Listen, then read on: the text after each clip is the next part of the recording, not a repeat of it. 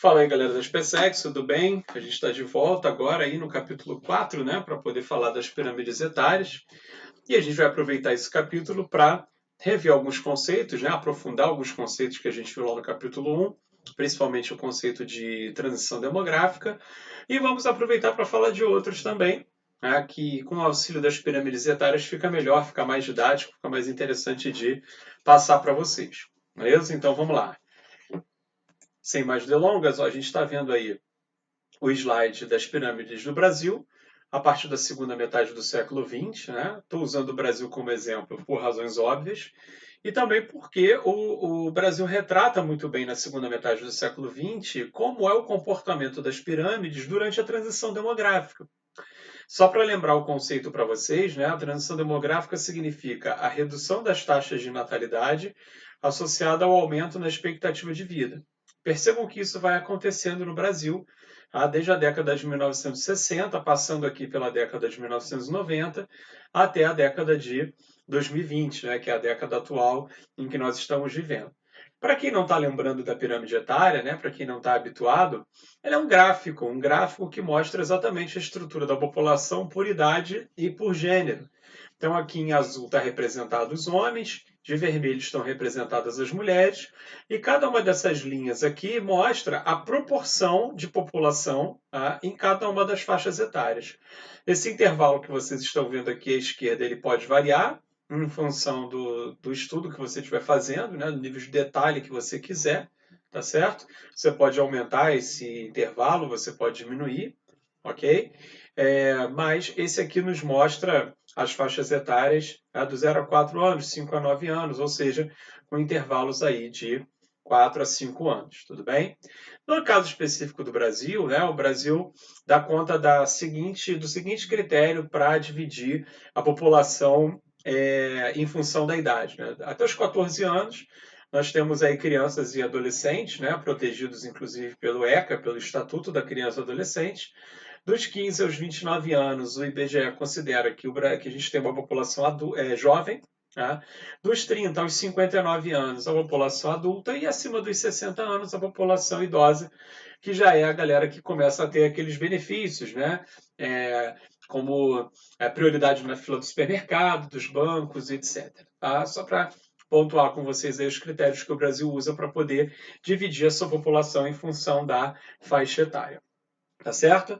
Então vamos lá, vamos começar aqui. A pirâmide etária clássica é uma realidade pela qual todos os países já passaram, ou seja, eu vou ter uma alta taxa de natalidade e uma pequena expectativa de vida, na medida em que as pessoas vão envelhecendo, diminui drasticamente, bruscamente a proporção de população. Tá? O Brasil, a partir da década de... Isso faz com que a gente, na década de 60, tenha um Brasil que a gente chama de Brasil criança, ou seja, a grande maioria das pessoas aqui vai ser criança, adolescente ou jovem, tá certo? Então, por isso a expressão Brasil criança.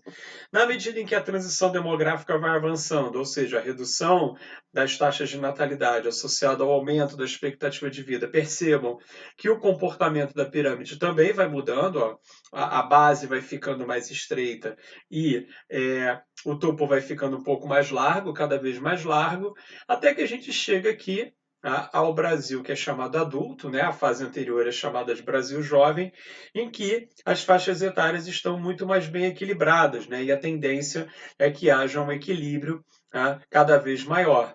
A gente também pode dizer que hoje esse tipo de pirâmide aqui é uma pirâmide peculiar aos países desenvolvidos, que também podem ter uma pirâmide com o topo mais largo do que a base. Certo? Uma vez que as pessoas estão nascendo cada vez menos e estão vivendo cada vez mais. Seria o que a gente chama de pirâmide invertida. Enquanto essa pirâmide clássica aqui ainda é a pirâmide dos países subdesenvolvidos. Tá? E essa pirâmide aqui do meio seria a pirâmide dos países em desenvolvimento que estão ainda com a sua transição demográfica em curso. Percebam que nessa primeira pirâmide aqui, nós temos uma razão de dependência muito grande. Por quê? Porque nós temos um grande número de pessoas, principalmente crianças e adolescentes, que não trabalham, que não produzem renda e, por conta disso, são sustentadas pela população adulta. Ok? E isso, é claro, que causa um desequilíbrio aí, né, em contas como, por exemplo, as contas da Previdência Social. Na medida em que na medida em que a transição demográfica vai atuando, essa razão de dependência cai, tá? E a gente chega até um momento interessante que a transição demográfica nos proporciona, que é a janela demográfica. Tá? É um conceito que a gente vai trabalhar daqui a pouquinho. Tá certo? Mas, só para poder finalizar essa questão da transição demográfica, olha só, esse gráfico aqui mostra os 4 estágios da transição demográfica. Olha, vocês vão encontrar bibliografias trabalhando transição demográfica em 3 estágios, em 4 e até em 5. Mas o mais comum é você encontrar os 4 estágios, tá certo? Então aqui está representado em forma de pirâmide, tá certo? E aqui está representado em forma de um quadro, né, explicativo, dando conta que, primeiro, antes da transição, nós temos altas taxas de natalidade e mortalidade, baixo crescimento vegetativo. Depois do início da transição, o crescimento vegetativo aumenta. Tá? Depois, na terceira fase, a gente vai ter um incremento populacional ainda significativo, tá? Mas o crescimento demográfico começa a desacelerar, tá certo? Porque começa exatamente aí o declínio das taxas de fecundidade, que a gente já viu. E a fase pós-transição demográfica, né, é quando a gente tem baixos níveis de fecundidade, baixos níveis de mortalidade e um crescimento populacional bem lento, muitas vezes até negativo. Tá certo? Então, esse é o resumo do que a gente vai chamar de processo aí de transição demográfica. Tá? Estou mostrando aqui agora para vocês, né, um outro dado que dá conta exatamente, olha só, da ideia de estreitar a base da pirâmide por conta do aumento, por conta da redução das taxas de natalidade. Tá? Reparem que a gente vai ter aqui, né, uma quantidade de adultos maior, mais significativa, e uma quantidade de idosos também aumentando. Tá certo? A tendência é que a população brasileira continue crescendo aí até mais ou menos 2040. A partir daí, a gente vai ter esse ponto de inflexão da curva. A tendência é que a população brasileira, caso todos esses dados sejam mantidos, todas essas tendências sejam mantidas, aqui a ideia é que vai haver, a partir desse momento, uma redução da população brasileira. Tá?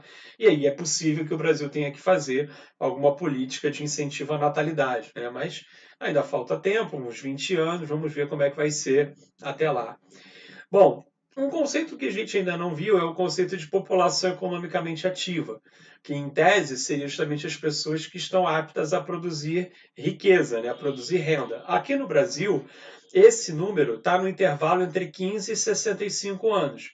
Porém, a gente sabe que na prática, muitas pessoas com menos de 15 anos trabalham. O trabalho infantil é bem comum no Brasil ainda, infelizmente. E há pessoas também acima de 65 anos que também trabalham. Então, assim, esse é um número que, na verdade, dá conta de um intervalo teórico, mas na prática a gente sabe que pessoas fora desse intervalo aqui acabam trabalhando também. Tá certo? Hoje a gente vive aí o que chamamos de janela demográfica, que é exatamente quando nós temos uma menor razão de dependência, ou seja, uma população com um número de adultos maior do que o número de crianças e o número de idosos. Vou mostrar aqui para vocês de novo, é o que acontece com a pirâmide etária brasileira hoje. Né? É normalmente um período interessante para o país, porque nós temos uma maior proporção de pessoas na idade de produzir, né, produzir riqueza, e isso causa um certo conforto, né, para as estruturas econômicas. Agora, isso precisa ser bem aproveitado. Tá? Uma coisa que aqui no Brasil, infelizmente, a gente não está conseguindo. Tá certo? Mas, só para a gente poder arrematar esse conceito, então, de janela demográfica, a gente chama de janela demográfica o momento em que a população economicamente ativa ela supera a proporção de população inativa, ou seja, as pessoas que não trabalham ainda ou as pessoas que não trabalham mais, diminuindo a razão de dependência e, por conta disso, causando um conforto um pouco maior, sobretudo para o Estado, os serviços de previdência e etc. Os gastos com escola, os gastos, enfim, com a Seguridade Social de uma maneira geral, em tese eles estariam cobertos, porque nós temos uma proporção maior de pessoas em idade adulta e jovem e adulta que trabalha, que é capaz de produzir renda, que é efetivamente o que a gente chama de população economicamente ativa. Tudo bem? Então a gente encerra por aqui esse capítulo 4 e a gente volta lá no nosso capítulo 5 para falar mais sobre população.